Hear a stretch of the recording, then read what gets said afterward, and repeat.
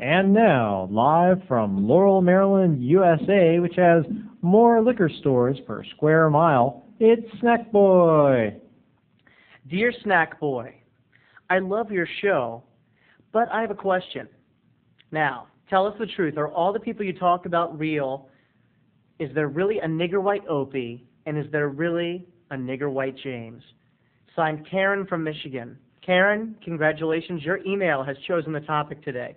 Today, instead of the normal drawings that I do for the show and a story, we're going to basically spend, let's see, we've almost done about 60 episodes now. We're going to do a kind of review by showing you real photographs of a lot, if not most of the people we talk about here on the show, Snackboy, as kind of proof positive that, yes, these are true stories and these are real flesh and blood people in my life.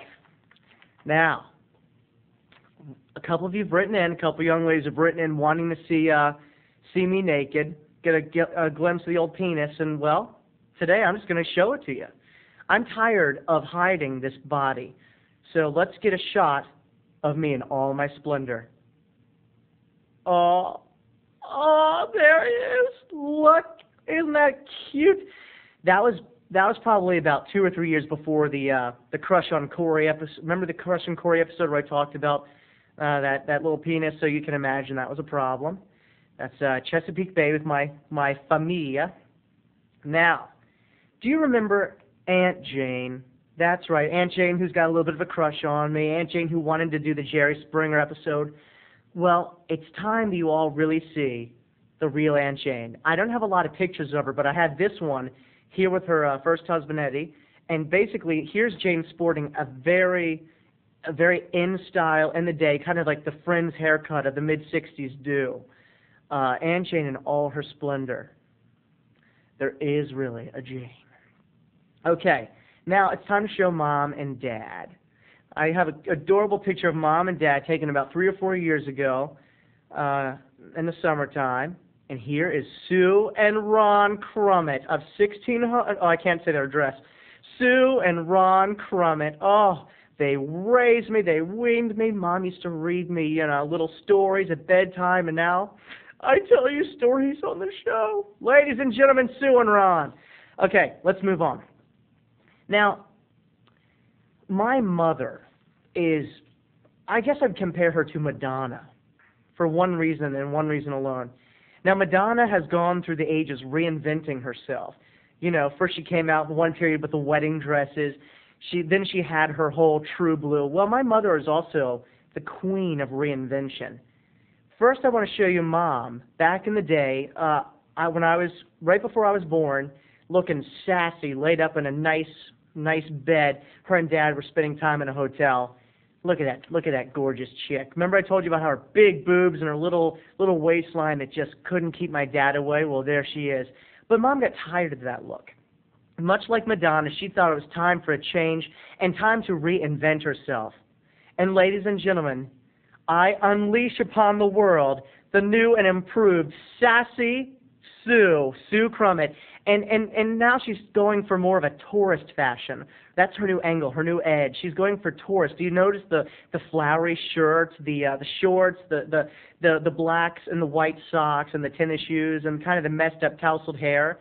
And sometimes she even can be seen sporting a camera because she is tired of being pinned down. You can't do it. Now we're going to show Keeney and Kate and Grandma. I have a shot of Kate, my brother's beautiful Filipino bride, my brother, the wonderful seminary, good Samaritan of the day, and on the right we have Grandma, Grandma of Judge and Judy and the Judge fame. And I can just picture it right now. I look at that picture, I can just see it right now. Keeney, no, put your hand around Grandma. Keeney, smile. It's a picture. You don't want to look bad forever on film, Keeney. All right, look at them. They're beautiful. And I think my brother and his wife are actually a very, very darling couple. Okay, let's move on. Now, my brother has gone through some fashion changes himself, and in one period he was very proud in high school he was told basically that he looked like a certain popular television star. And that star was Growing Pains' very own Kirk Cameron. And my brother went and got a perm. And ladies and gentlemen, I present to you Kenny Crummett, a.k.a. Kirk Cameron. Oh! I was going to sing the Growing Pains song, but I probably would be going overboard. Okay, basically, my mother thought it would be very cute, very darling, and very precious if she dressed my brother up in the same clothes that she dressed me. And that's why on certain holidays like Christmas or Halloween or Easter, it wouldn't be too odd to catch a glimpse of Kenny and Terry Crummett wearing the same clothes. And that's why here we've got this Easter shot of my brother and I looking very much like the Nelson twins. We were wearing matching Argyle V-neck sweaters, and I think you'll also note that we had our hair cut identically. I like to think we looked like the 5th and 6th Beatles. Okay, let's move on to chilling with my brother in Colorado. Now, back in the day in Colorado, I remember I bought a bottle of Sun-In, and it turned my hair bright orange, and at the time we were Kenny and I are just going through puberty, and let's see Kenny and I in Colorado. Oh! Now that is what brotherly love is all about, people. See, I might come across like making fun of my brother, talking about the whole jellyfish thing, the stinging, they call it the storm, bringing his laundry to life. But look at that. How can you say that two brothers could get along more spellingly than that? Okay, now, it would be wrong for me not to show a bad hair picture of myself, but back in the 80s, I had some pretty fantastic hair. I really did. I would even venture to say I had the best mushroom hairstyle on the block. And that's why I'm going to show you now this wonderful picture of me sporting a very in style, just mounds of hair. And the secret was to make it wave at the bangs. It had to be a big, spilling Baywatch wave. And people, I pulled it off. Don't tell me you had more hair than that, because it's impossible.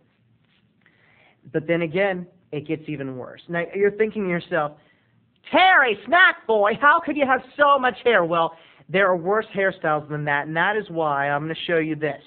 That girl eating the pizza, we're going to show you this haircut. That girl eating the pizza whose ear I plant my tongue in that picture, she had dyed my hair black. And at the time, we thought it would look good if she dyed my hair black, but really it looked really bad. So instead, we corrected it by having her put peroxide on my hair, and that's how I got this gorgeous shade of beige. I don't think you knew that hair came in like an orange, beige coloring texture, but it did. It was cut in a crew cut. Oh, don't be jealous, people. Not everyone can look like that all the time. And you know what? I'm going to end on one last picture today. One last picture, and that's going to be Colleen. Do you remember Colleen from the Terry, Dear Heart?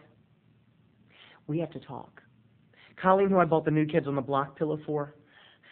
Colleen, who I took to prom.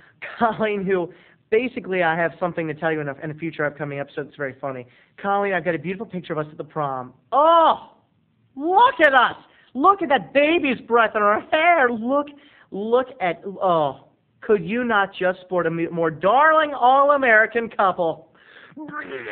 Ladies and gentlemen, I give you Colleen. Now, not tomorrow, but later in the week, I'm going to have more photographs.